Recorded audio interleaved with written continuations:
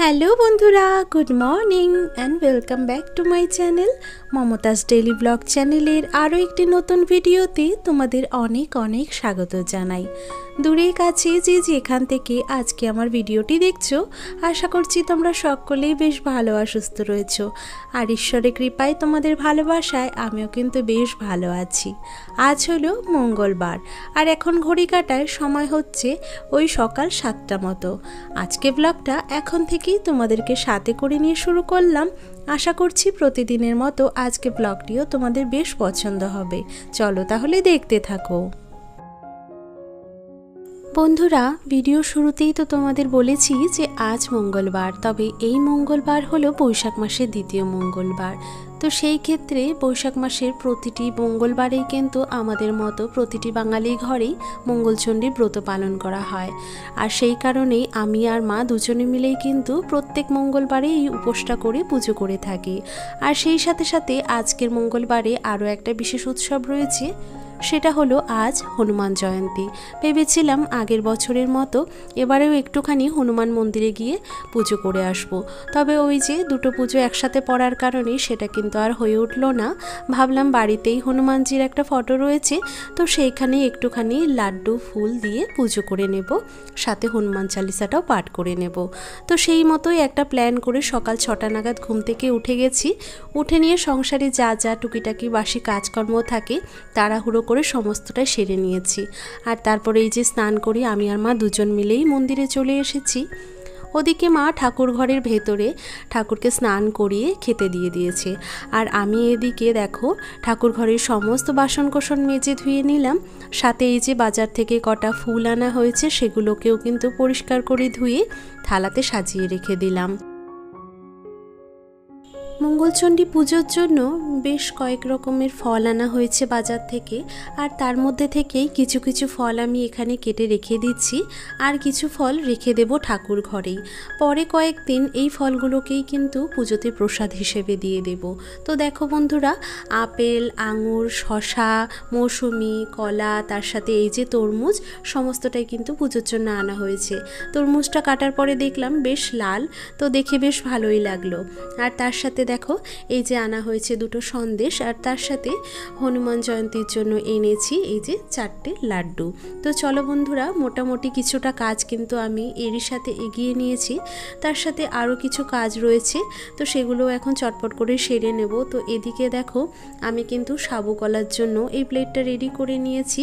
তো দেখতেই পাচ্ছ আমার কিন্তু সমস্ত কাজ করা হয়ে গেছে। আর তার সাথে এই যে ঠাকুরের জায়গাটাও কিন্তু সুন্দরভাবে ফুল দিয়ে সাজিয়ে দিয়েছি, সাথে একটা ছোট্ট আলপনা দিয়ে দিয়েছি। তো চলো বন্ধুরা, এখন প্রদীপ আর ধূপকাঠিটা চটপট ধরিয়ে নিই।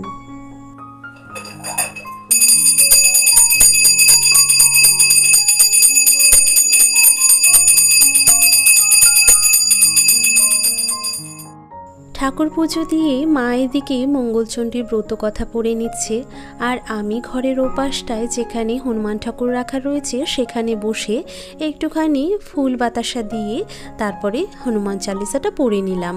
তো দেখতে দেখতেই পুজোটা কিন্তু কমপ্লিট হয়ে গেছে। আর যেহেতু দুটো পুজো করা হয়েছে, তো সেই ক্ষেত্রে একটুখানি বেশি সময় লেগেছে, তাই চেষ্টা করেছিলাম সকাল সকাল ঠাকুর ঘরে ঢুকতে।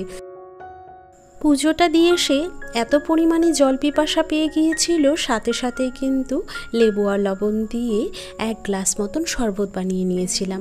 তো সেটাকেই আগে চলো খেয়ে নিই, তারপরে একটুখানি চা বানিয়েছিলাম, সাথে মাকেও কিছুটা চা করে দিয়েছি, আর পাউরুটি চা কিন্তু খেয়ে নিলাম।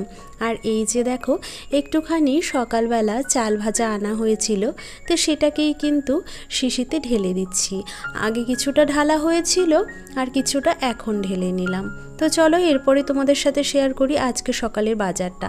তো দেখো পুঁই ডাঁটা কিছুটা আনা হয়েছে, আর এই যে বেগুন আনা হয়েছে, তার সাথে আনা হয়েছে এই যে কয়েকটা মূলো, আর এরপরে আনা হয়েছে এই যে সাথে কিন্তু করলার সাথে রয়েছে কিছুটা ভেন্ডি, আর এই যে তার সাথে কিন্তু এনেছে পটল। তো অনেকগুলো বাজার হয়েছে, সাথে কিন্তু রয়েছে চাল কুমড়ো, আর এই যে দুটো কিন্তু থোড় আনা হয়েছে, আর এই যে সাথে আনা হয়েছে কতগুলো আদা। তো এই ছিল আজকের কিন্তু সবজি বাজার। তো দেখতেই পাচ্ছ পাঁচমিশালি তরকারি কিন্তু আজ দুপুরের জন্য বানানো হচ্ছে। তো তার মধ্যে বেশ অনেকগুলো সবজি কেটে নিয়েছি। আর এখন যে পুঁই পাতাগুলো রয়েছে আর পুঁইয়ের যে ডাঁটাগুলো রয়েছে সেগুলোই কিন্তু একটুখানি ছুলে ছুলে দিয়ে দেব। আর সত্যি বলতে বন্ধুরা, রুটি বা পরোটার সাথে এই পাঁচমিশালি তরকারিটা এতটা ভালো লাগে। আর তোমরা তো জানোই যে মঙ্গলচণ্ডী পুজোর দিন কিন্তু ভাত খাওয়া যায় না, তো সেই ক্ষেত্রে বাড়িতে কিন্তু রুটি আর পরোটা দুটোই বানানো হবে।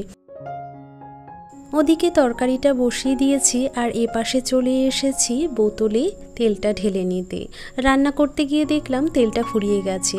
তো এই যে দেখো, একটা কাকের সাহায্যে কিন্তু তেলটা অনেকটা সহজেই ঢেলে নিলাম। আর তেল ঢেলে নেওয়ার পরে এইরকমভাবে তেলের প্লাস্টিকটাকে আমি শিশির মধ্যে রেখে দিলাম। এতে করে প্লাস্টিকে যেইটুকু তেল রয়েছে সেটা কিন্তু একটু বাদেই ঝরে যাবে। আর এই যে দেখো, দেখতে দেখতে তারপরে আমার কিন্তু তরকারিটাও হয়ে গেছে। তো গরম গরম তরকারিটাকে আমি বাটিটায় ঢেলে রেখে দিলাম। এরপরে চলে যাব রান্নাঘরে কটা পরোটা ভেজে নিতে। রুটি আমি আগেই করে নিয়েছিলাম। আর আমার জানো তো, রুটি খেতে প্রচণ্ড অসুবিধে হয়। এমনিতেই আমি একজন ভাতপ্রিয় মানুষ, আর তার মধ্যে রুটি খাবো সেটা তো একদমই হয় না। তবে এই যে পরোটা বা লুচি কিন্তু আমি ভীষণ পছন্দ করি। আর এই যে পাঁচমিশালি তরকারিটা রয়েছে এটার সাথে কিন্তু পরোটা বেশ ভালো লাগে। তাই এই যে আমি কিন্তু 2-4টে পরোটা নিজের জন্য ভেজে নিচ্ছি, তার সাথে আরও 2টো এক্সট্রা ভেজে নেব। এতে করে যদি অন্য কেউ খেতে চায় তাকেও কিন্তু পরোটা দিয়ে দিতে পারবো তরকারির সাথে। তো দেখো বন্ধুরা, দেখতে দেখতে আমার কিন্তু রুটি পরোটা দুটোই করা হয়ে গেছে। তো সকলে মিলে এখন দুপুরে লাঞ্চ করতে বসে গিয়েছি। সাথে কিন্তু নিয়েছি একটুখানি নারকেল দিয়ে ছোলার ডাল, আর ওই যে পাঁচমিশালি তরকারির সাথে কিন্তু পরোটা রয়েছে। সকালবেলা ঘুম থেকে ওঠার পর থেকে নিয়ে সংসারের যাবতীয় কাজ, পুজো, সাথে রান্নাবান্না আর অফিসের কাজ তো রয়েছে। তো এতগুলো দিককে সামাল দিতে গিয়ে সত্যি বলতে বন্ধুরা, এতটা শরীর ক্লান্ত লাগছিল আজ, মনে হচ্ছিল দুপুরবেলা খাওয়া দাওয়ার পরে একটুখানি রেস্ট না নিলে আর চলে না। তো সেই অনুযায়ী দুপুরে লাঞ্চটা সেরে নিয়ে একটুখানি ঘুমিয়ে পড়েছিলাম। তারপরে অফিসের কাজগুলো দেখলাম। আর এই যে এখন বিকেলে কাজগুলো কিন্তু করতে লেগে পড়েছি।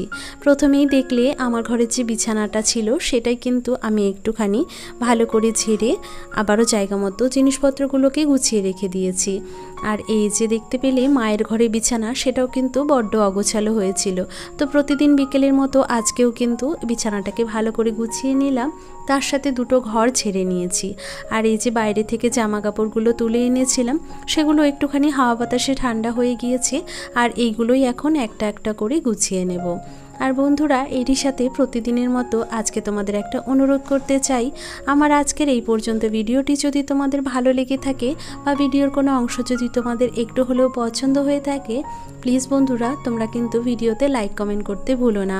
তোমাদের মিষ্টি কমেন্টগুলো পড়ে আমার যতটা ভালো লাগে সেটা হয়তো ভাষায় প্রকাশ করতে পারবো না। আর এরই সাথে আমাকে অনেক বেশি উৎসাহিত করে নতুন ভিডিও তৈরি করতে। আর এরই সাথে যদি কোনো নতুন বন্ধু ভিডিওটি জুড়ে থাকো, প্লিজ আমার চ্যানেলটি সাবস্ক্রাইব করে আমার পাশে থেকো। আর এই তো বন্ধুরা, তোমাদের সাথে গল্প করতে করতে সমস্ত জামা কাপড় আমার গোছানো হয়ে গেছে। তারপরে কাপড়গুলো নিয়ে চলে এসেছি এখন আলনার কাছে। প্রতিদিনের মতো এই আলনাটাকে সাজিয়ে গুছিয়ে না রাখতে পারলে কিন্তু ঘরটাকে বড্ড অগোছালো মনে হয়। আসলে কি বলো তো, আমার এই ছোট্ট ঘরে আলনাটা কিন্তু একটা বড় অংশ, আর সেটা যদি অগোছালো থাকে ঘরটা কিন্তু দেখতে ভালো লাগবে না। দেখবে একটা ঘরকে তুমি যতই সাজিয়ে গুছিয়ে রাখো না কেন, ঘরের যদি একটা পার্ট অগোছালো থাকে তাহলে দেখবে পুরো ঘরটা সাজানোটাই যেন ব্যর্থ হয়ে যায়। তো সেই জন্য আমার ঘরে টুকিটাকি যা যা জিনিস রয়েছে আমি কিন্তু সব সময় সাজিয়ে গুছিয়ে রাখারই চেষ্টা করি। 2টো ঘর চটপট করে গুছিয়ে নিয়ে এই যে এখন ঘর 2টোর জানলা আটকে দিচ্ছি, সাথে ঘরের পর্দাগুলোকেও কিন্তু টেনে দিয়েছি।